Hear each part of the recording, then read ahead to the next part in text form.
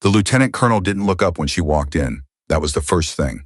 Not a glance, not a nod, not the basic acknowledgement that another human being had just entered the room. Sergeant First Class Dara Lund stood at the threshold of the briefing room at FOB Keswick for a full 3 seconds before anyone registered she was there. And when they did, when Sergeant Major Pruitt finally turned around with that deliberate, too slow rotation of a man who wanted you to know he was doing you a favor, the expression on his face said everything that his rank prevented him from saying out loud. She'd seen that expression before. She'd been seeing it for 11 years. Lund set her kit bag down by the door and took the open seat at the far end of the table. There were 7 men in the room. None of them moved to make space because there was already space. It was the space they'd left there, the gap in the middle of the table that no one had filled, as though her seat had been designated before she arrived. She sat in it anyway. She put her notebook on the table and clicked her pen open. She waited. Lieutenant Colonel Westing spoke without introducing her. Route Amber is compromised. We've had 2 vehicles hit in the last 9 days, both in the same quarter-mile stretch south of the Bashur crossing. Pattern suggests pre-positioned IED, possibly command detonated, with an observer somewhere on the ridgeline. He pointed at the map. 3rd Platoon runs a resupply convoy through there in 72 hours. We need eyes on that ridge before the convoy moves. One of the men, Captain Olesk, she'd learn later, leaned forward. What assets do we have for Overwatch? That's what we're discussing. Pruitt cleared his throat. He still hadn't looked at Lund directly. We've got Holloway from B Company.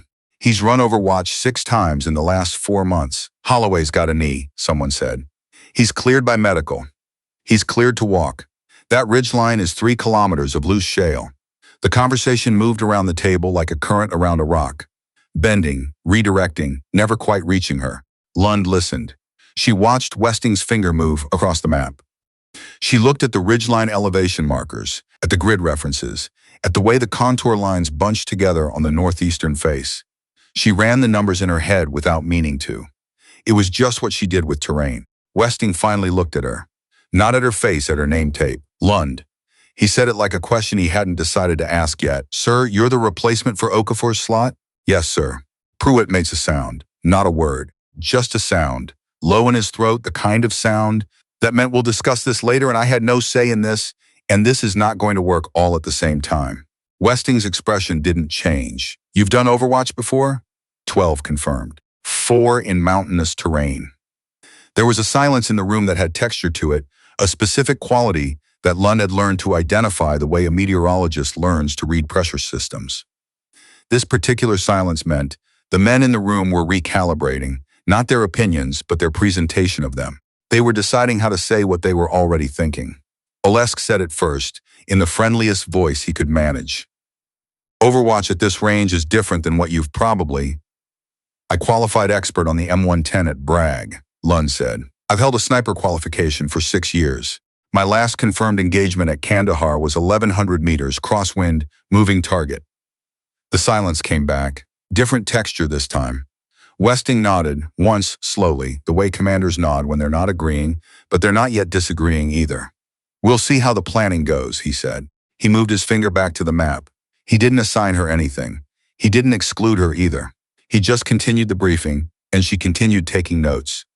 And the room continued, pretending she wasn't quite real. She'd joined at 19 out of a small town in western Minnesota that had more grain elevators than traffic lights. Her mother had served. Her uncle had served. The idea of service was not abstract in her family. It had a face and a uniform, and a set of habits that shaped how you stood in doorways and whether you checked exits when you entered rooms. What she hadn't expected was how specific the texture of doubt would be. It wasn't overt, mostly. People had learned to be careful with what they said out loud. It was in the small things, the extra second before someone handed her a piece of equipment, as though reconsidering. The briefings where questions were addressed to the person standing next to her. The after-action reviews where her contributions were noted, but not attributed, absorbed into the collective reporting like water into dry ground. She had learned over 11 years to document everything, not from paranoia, but from pattern recognition. The same skill set, it turned out, applied to terrain and to institutions. At FOB Keswick, she was replacing a sergeant named Okafor, who'd taken a piece of shrapnel to the shoulder and been mediviced out 3 weeks earlier. It was not her choice of assignment. The Army did not ask for preferences. But she had looked at the operational map when she arrived, and she had looked at the ridgeline to the south. And she had understood immediately why they had a problem, and what the problem actually was. Nobody had asked. She found Specialist Tempe at the motor pool the next morning, running checks on a Humvee with the focused, economical movements of someone who didn't need to think about what her hands were doing. Tempe was 24. She'd been at Keswick for 8 months. She was not a sniper, not a designated marksman. She was a mechanic technically, with a secondary specialty in communications, but she had a quality that Lund recognized immediately. She paid attention. She noticed things. She filed information without being asked to file it. The ridgeline, Lund said without preamble. Tempe didn't look up from the engine. Narrows at the top. Northeast face has 2 possible concealment positions, but they're both exposed from the south if you know where to look. She paused. Nobody's looked. How do you know that? Because I've driven that route 11 times and I look every single time. She wiped her hands on a rag. Holloway was up there twice. He set up on the western spur both times. Wrong angle. If the observer is where I think he is, Holloway was looking at the wrong piece of sky. Lund was quiet for a moment. Where do you think he is? Temp picked up a water bottle, took a drink, set it back down. There's a rock formation about 2/3 up the northeast face. Locals call it something I can't pronounce. It's in none of our terrain analysis because whoever did the terrain analysis was working from satellite imagery from 3 years ago before a rock slide changed the profile. She looked at Lund for the first time since the conversation started. The formation creates a natural blind on the valley side. You'd have line of sight to the road and you'd be invisible to anyone running standard Overwatch protocols. You told anyone this? Tempe's expression was answer enough. Lund went back to her bunk. She sat on the edge of it for a long time, looking at nothing, which was actually looking at everything. Then she opened her notebook and began writing. She put the analysis on Westing's desk the next morning. 6 pages. Terrain assessment, adjusted for the rock slide. 3 possible observer positions ranked by probability. Recommended Overwatch insertion route. Proposed timing relative to the convoy schedule. She'd worked on it from midnight until 0430, cross-referencing the satellite imagery with a set of ground-level photographs that Tempe had taken during her 11 drives through the route and never shown to anyone because no one had ever asked to see them. Westing read it. She knew he read it because she could tell. The way his eyes moved across a page when he was processing versus skimming was different. He read it. Then he set it down and said, "I'll take it under advisement." He assigned Holloway. Here is what Holloway's knee actually was. A chronic instability in the right lateral compartment that had been documented in 3 separate medical reports over 18 months. He'd been cleared for duty, technically, by a flight surgeon who had spent approximately 7 minutes with him during a brigade-level screening that was processing 62 soldiers in one morning. The clearance was genuine, and it was also nearly meaningless. Lund found this out not by reading the medical file, which she didn't have access to, but by watching Holloway cross the gravel between the chow hall and the briefing room. She watched the way his weight shifted on the right side. She watched how he compensated. She said nothing, because it was not her place to say anything, and because she already understood that saying things was not the problem. Being heard was the problem. She pulled Pruitt on aside that afternoon. "Sergeant Major, I want to request reconsideration of the Overwatch assignment." Pruitt looked at her the way you look at a weather forecast you've already decided not to believe. Holloway is experienced. Holloway has a compromised knee, and the insertion route requires 3 kilometers of grade A climbing terrain. If he's at 70% mobility by the time he reaches the primary position, his stabilization under recoil is affected. At the ranges we're discussing, that matters. Holloway has done this before. So have I. Pruitt's face did the neutral thing, the careful thing that she'd been watching faces do for 11 years. "I'll note your concern in the record," he said. He walked away. She watched him go. She went back to her bunk. She opened her notebook. She wrote down the date and the time and the words that had been said because that was what she did, because patterns required data, because she had learned that the record was the only thing that moved at the same speed as the truth. 48 hours later, Holloway started the climb. She was not on the ridge. She was at the operations center, 3 kilometers away, listening to radio traffic with the composed attention of someone who has been placed in the wrong seat, but intends to be useful from it anyway. Tempe was there too. Not because anyone had asked for her, but because the comms specialist for the overnight shift had a stomach bug, and Tempe had volunteered, and no one had found a reason to say no. The convoy rolled at 0530, 7 vehicles. 22 personnel. 3rd Platoon, led by Lieutenant Garvey, who was 26 years old and had been in country for 4 months, and who had, before deployment, been a collegiate wrestler and a student of mechanical engineering. He was good.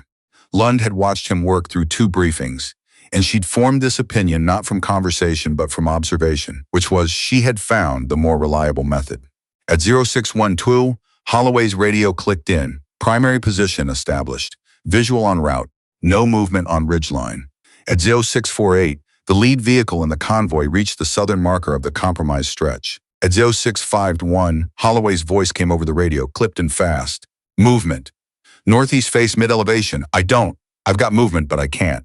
And then nothing. Static. The operations center went cold, with a specific kind of silence that Lund recognized. Not confusion, not panic. The stillness of professionals who are processing information faster than they can report it. Pruitt grabbed the radio. Holloway, say again. Holloway's voice came back, and there was something in it, not pain, not yet, but effort. The sound of a man doing 2 things at once and struggling with both. I've got a figure, northeast face. Rock formation, 2/3 elevation. I can't get a stable read, I'm having trouble with. Lund was already at the map table. She looked at the grid. She looked at the convoy's last reported position. She looked at the elevation markers on the northeast face, at the rock formation Tempe had identified, at the angle of early morning sun, and what it would do to visibility from the western spur where Holloway was positioned. She knew exactly what was happening. Holloway was looking almost directly into the sun. The rock slide formation was backlit. He'd set up in the right position to monitor the road, but the wrong position to observe the actual threat. The observer on the ridge had line of sight to the convoy and no line of sight to Holloway, which meant the convoy was exposed and the overwatch position was functionally blind. This was not a new problem. She had written 6 pages about this exact problem 48 hours ago. She walked to Pruitt's side. Sergeant Major. The observer is in the formation. Holloway can't see him from the western spur, it's sun exposure and angle.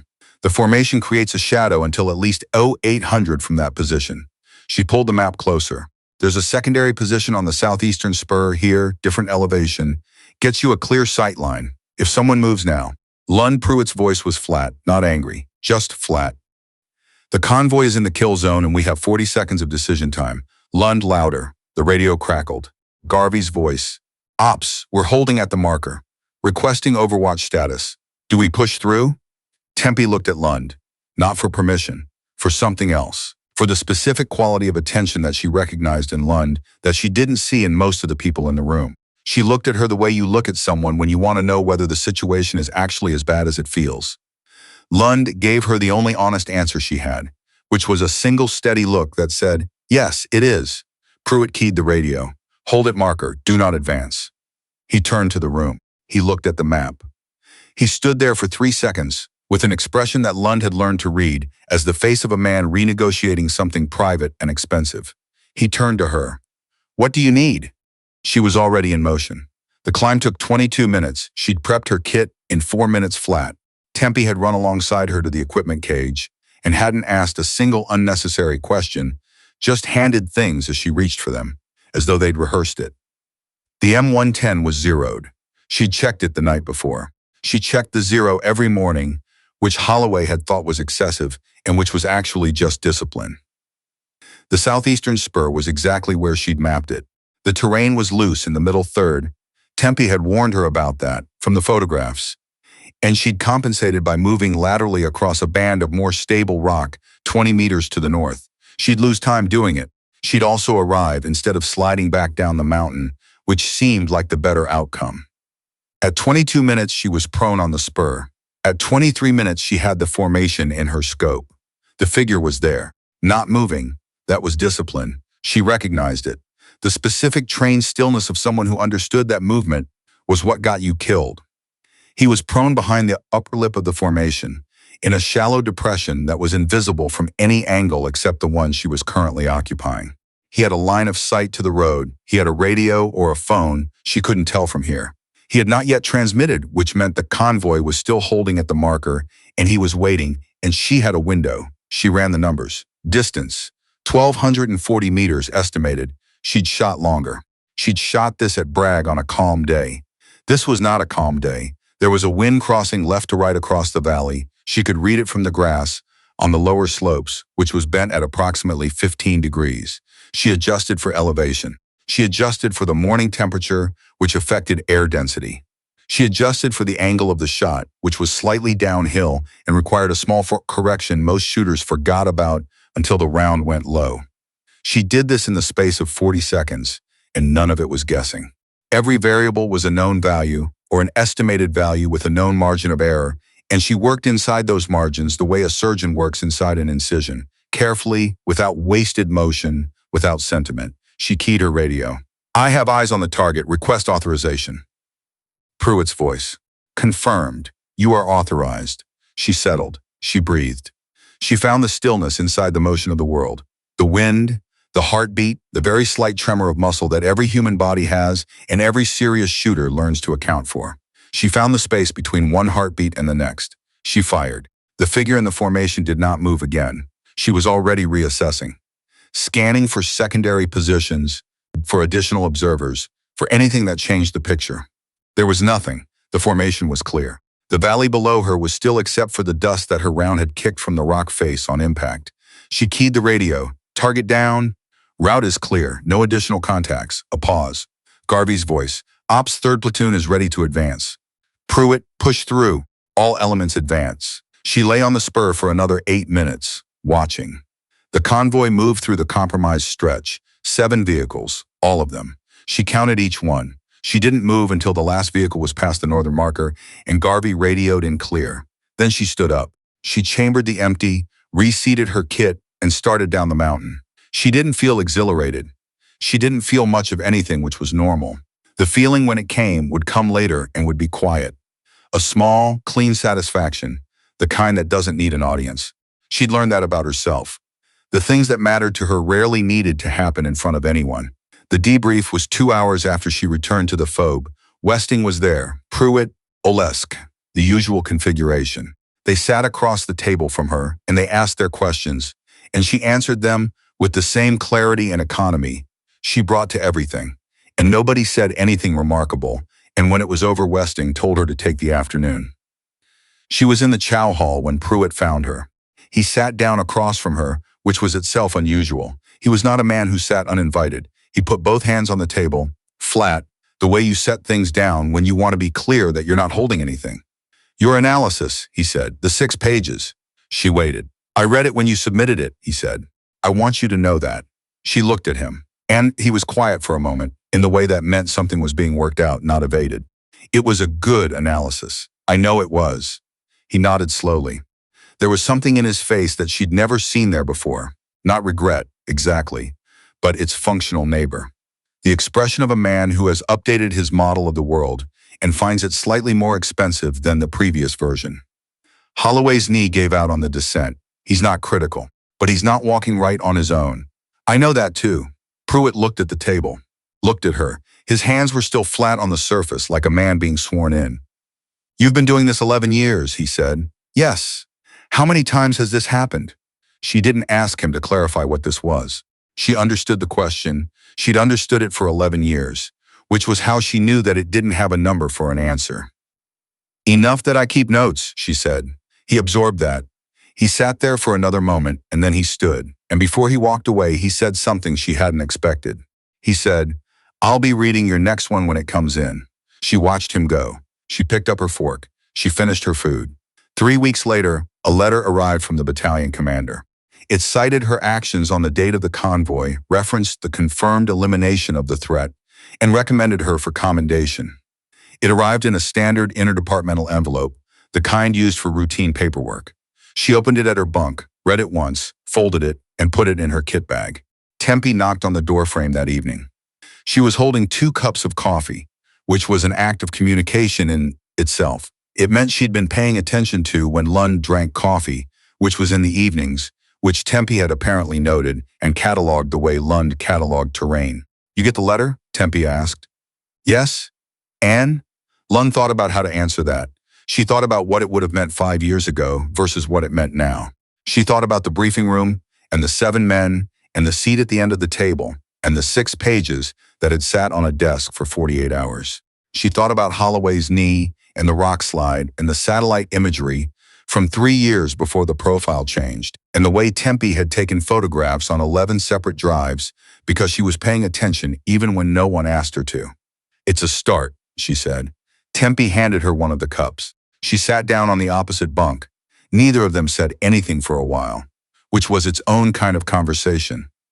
The kind that happens between people who have been in the same room when something real occurred and don't need to narrate it back to each other. Outside the FOB, the sun was going down over the ridgeline. The northeastern face was in shadow now. From this angle, at this time of day, you couldn't see the rock formation at all. You had to know where to look. You had to have driven the route 11 times, or climbed the spur in 22 minutes, or written 6 pages at 0430 that someone read and put in a drawer, and eventually finally couldn't stop thinking about. Lund drank her coffee. She was still here. That was the math, and the math was what it was, and it did not require anyone's belief to remain true.